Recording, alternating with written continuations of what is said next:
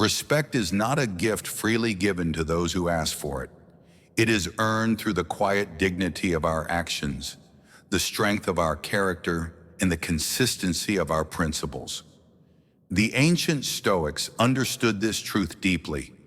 They knew that respect begins from within, in the sacred relationship between who you are and who you choose to become each day. Most people walk through life unknowingly sabotaging their own dignity. They perform small acts of self-betrayal so frequently that they become unconscious habits. These seemingly innocent behaviors slowly erode the foundation of self-respect. And when you cannot respect yourself, how can you expect others to respect you? Marcus Aurelius wrote that very little is needed to make a happy life, but that little must come from within, from your own way of thinking. This wisdom applies perfectly to respect. The behaviors that destroy respect are not grand gestures of failure, but quiet compromises we make with our own integrity. The first pathway to lost respect is the constant need to seek validation from others. When you find yourself fishing for compliments, asking others to confirm your worth, or changing your opinions based on who you're speaking with, you reveal a fundamental lack of self-trust. Epictetus taught that no one can hurt you without your permission, yet when you hand over the power to define your worth to other people, you've given them permission to control your entire sense of self. The person who constantly seeks approval appears weak because they are weak. They have abdicated their responsibility to know their own value. A Stoic builds their sense of worth from within through the consistent practice of virtue and the honest assessment of their own character. They ask not whether others approve of their actions, but whether their actions align with their principles. This internal validation creates an unshakable foundation that others naturally respect because it cannot be manipulated or purchased. Another destructive pattern is the habit of constant complaint. The person who turns every conversation into a catalog of grievances, who sees problems in every situation, who approaches life as a victim of circumstances beyond their control, slowly trains everyone around them to avoid their company. Seneca observed that we suffer more in imagination than in reality. Yet the chronic complainer lives in a reality constructed entirely from their imagination of how wrong everything is. Complaining is particularly damaging to respect because it reveals someone who has given up their agency. Instead of taking action to change what can be changed or accepting what cannot be changed, they remain stuck in the powerless position of commentary. The Stoic approach is radically different. When faced with difficulty, ask not why this is happening to you, but what this situation is asking you to become.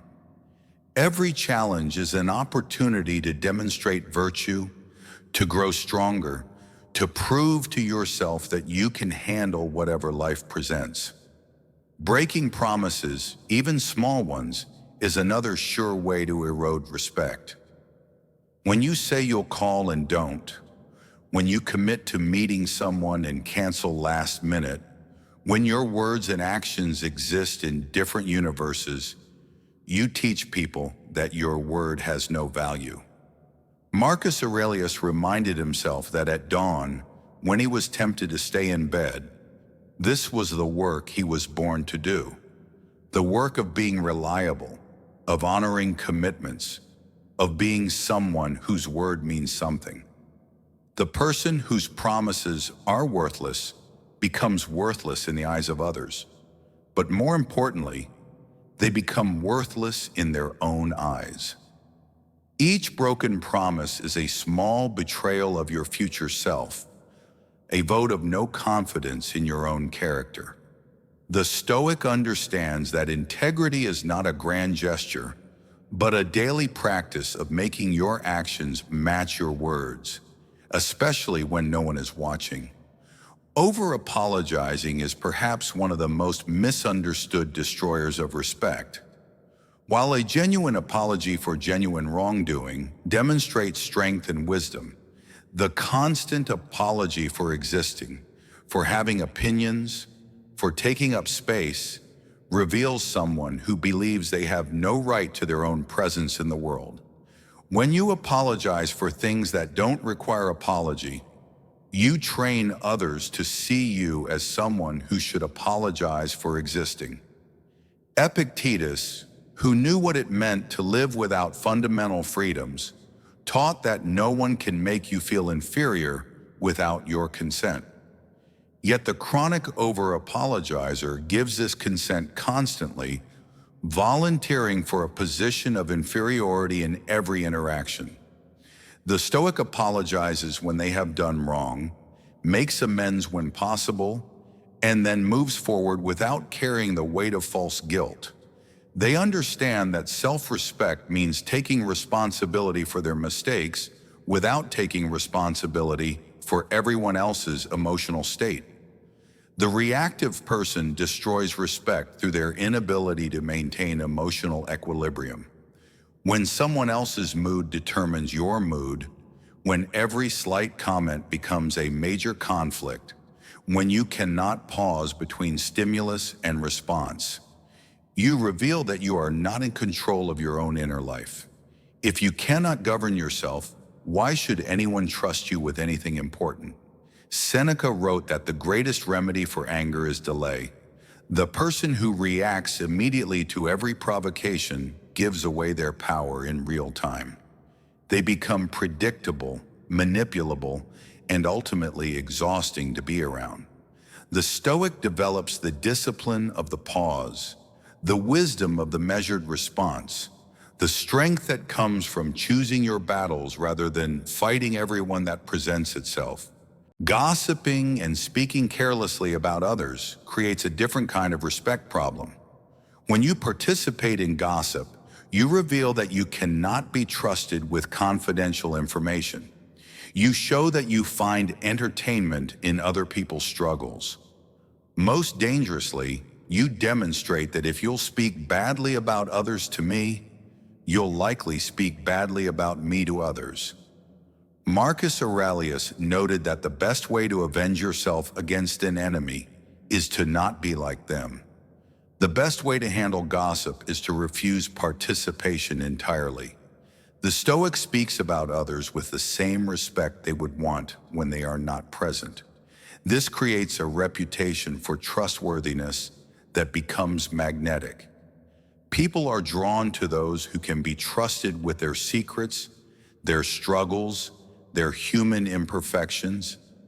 This trustworthiness becomes a form of social currency that commands natural respect. Finally, the person without boundaries destroys respect by teaching others that their time, energy, and attention have no value. When you say yes to every request, when you allow others to treat you poorly without consequence, when you have no clear standards for how you expect to be treated, you communicate that you don't value yourself. And if you don't value yourself, others won't either. The Stoic understand that boundaries are not walls built to keep others out, but standards maintained to keep your self-respect intact.